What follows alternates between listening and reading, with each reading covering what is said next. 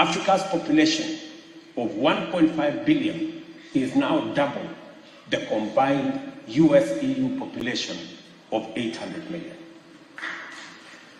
The demographic dynamic has an inevitability about it. Aging societies would want to reverse the trend, but there is very little they can do about it.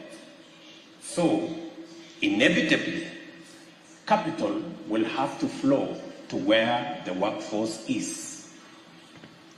At 19, Africa's median age is less than half of Europe and comparable to China's median age in the mid-70s.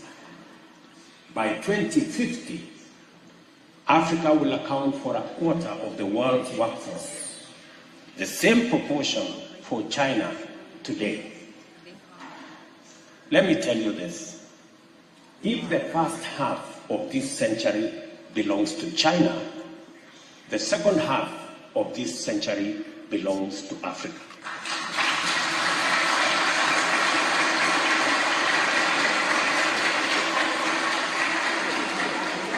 We must therefore imagine a new peace and security architecture, one rooted in democracy, equity, transparency, and equal representation. It is my view that the security architecture of the world should be representative of the 5 continental blocks. That is the Americas, Europe, Asia Pacific, and Africa and Middle East, with equal representation for each of the regions. Seeing as Europe already has 3 members, France, the UK, and Russia, it seems reasonable to all of us that the membership for each region be set at 3, so that we end up with a total of 12 permanent members. Such a council would better reflect today's geopolitical realities and uphold the principle of sovereign equality among nations. On the other hand, global opinion is divided on whether the current international financial architecture can be reformed. Many people tell me it cannot. My view is that as difficult as it is still easier to reform this financial architecture, even though the latter would be a better option. At the heart of the Bretton Woods institution is a fundamental issue. These are shareholder institutions. At the time they were formed, the shareholders were also the primary stakeholders and beneficiaries. Both the World Bank and IMF have evolved into development finance institutions, but the ownership and power remains with the wealthy countries that they no longer serve.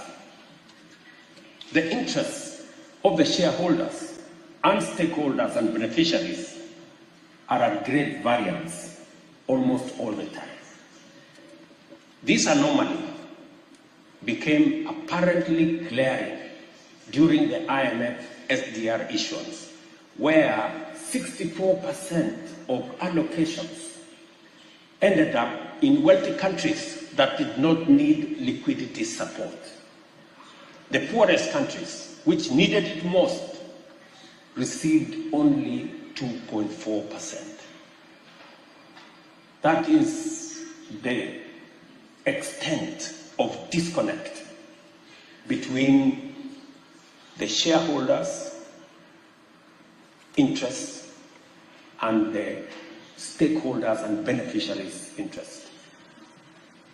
There are many reforms required of these institutions, but I believe that the most consequential is governance changes that will transform them into independent, apolitical global institutions, insulated from the national interest of their shareholders. And you know what? This requires no more than adopting modern corporate governance best practice. The shareholders should elect directors, and the directors should appoint and supervise competent professional management. Just as simple as that.